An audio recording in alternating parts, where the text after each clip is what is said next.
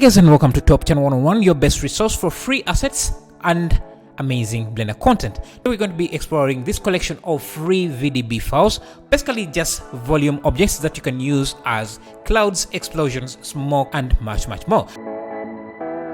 But before we get started, make sure to hit that like button, subscribe, say hi in the comments, just to share some of that love you have. To Michael Bay, one of the best directors of our time, if you want your movie to be exciting, you need explosions, another explosion, an ad placement, a boom, slow motion, Megan Fox, and some more explosion.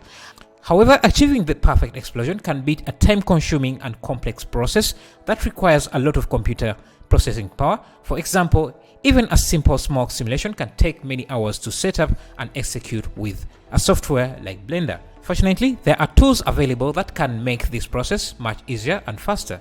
One such tool is Embergen, a real-time smoke simulation system that is used by many of the world's leading game studios. With Embergen, you can create stunning fire, smoke, and explosion effects in real time without having to spend hours waiting for simulations to run. One of the most useful features of Embergen is its ability to export its simulated files as VDBs. These files can be imported into Blender and rendered as volume objects, allowing you to easily incorporate smoke, fire, explosions, and other effects into your projects. The VDBs available for downloads include a wide range of variations for each effect, so you can find the perfect look for your scene. It is worth noting that VDB files can be quite large, with some of them being as large as 100 gigabytes. However, the results are often well worth the download time, as the level of detail and realism that can be achieved with Embergen is truly impressive.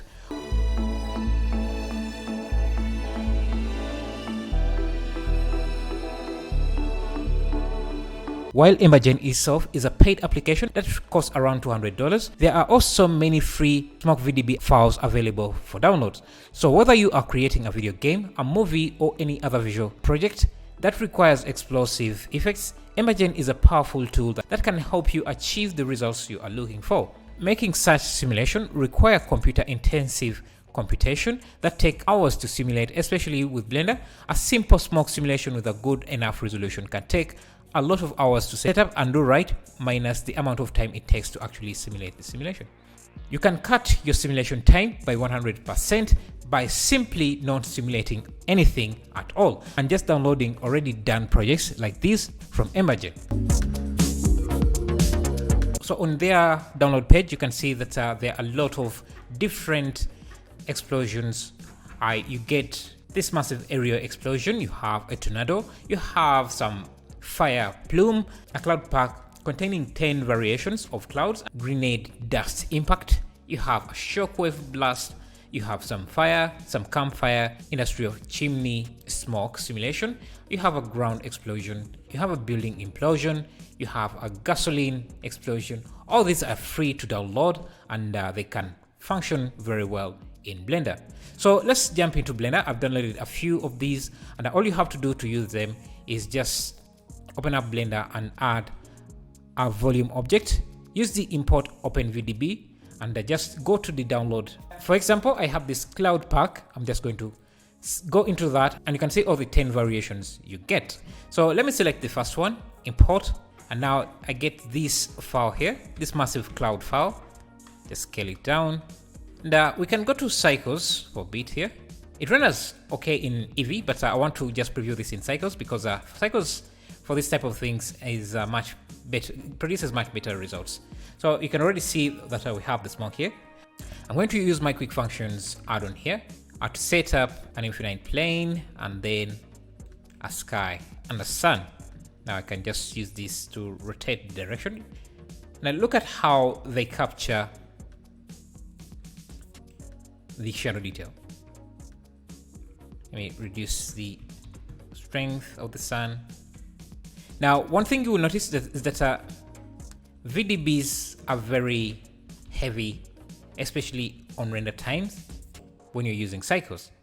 But one trick to reduce your render time is by just selecting the VDB and go to Volume Properties. If you scroll down to the render, you'll see a few options here.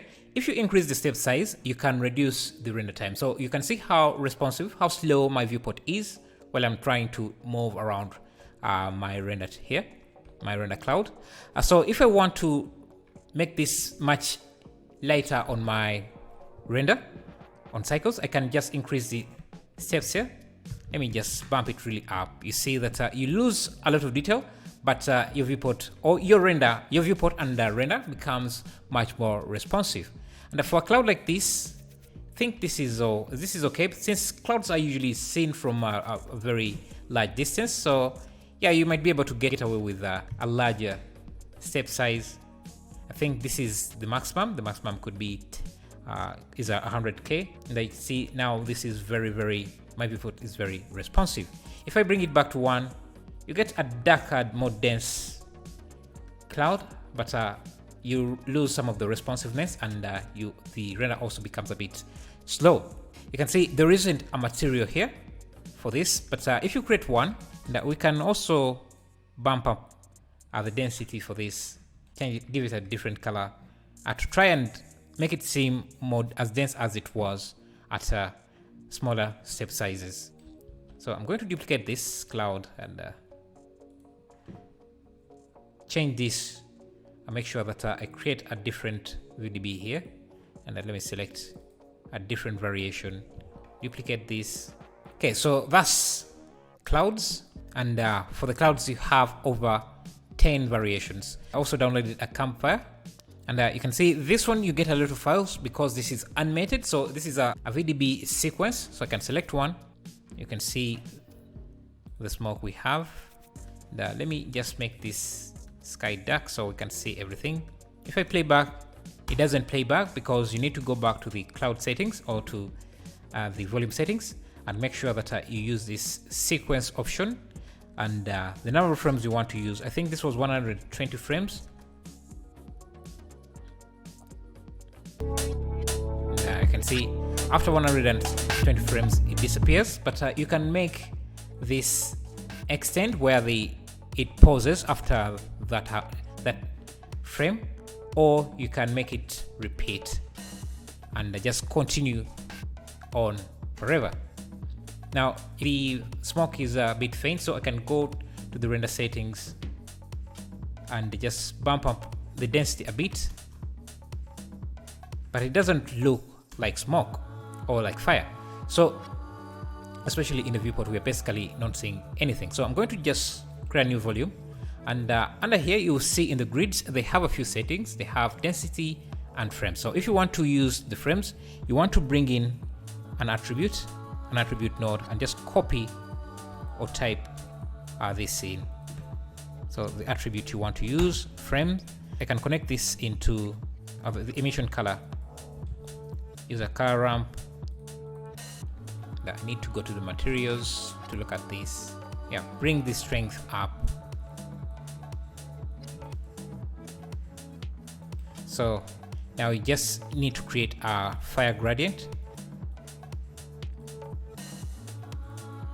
There's always some good gradients you can find online, and just can bring the intensity of the strength up, and we have fire.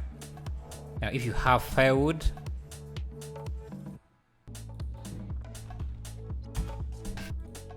you can add that in. Fire. They're under public domain, so you can use them as commercial, for your commercial use, or anything that you want to use them.